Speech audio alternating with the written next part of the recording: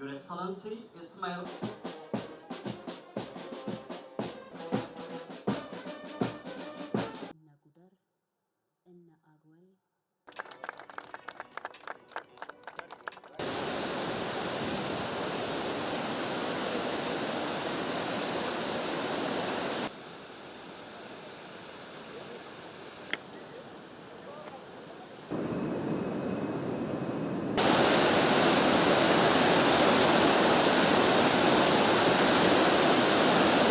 The Grand Ethiopia Renaissance Dam is not only a feat of engineering ambition, it is also a bold affirmation of Africa's capacity to shape its own destiny, marshal its resources, and deliver transformative infrastructure in pursuit of prosperity.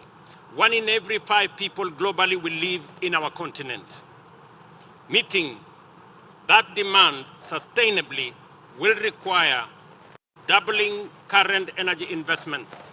After a successful second African Climate Summit organized in Addis Ababa yesterday, this dam comes as a testimony of words translated into action.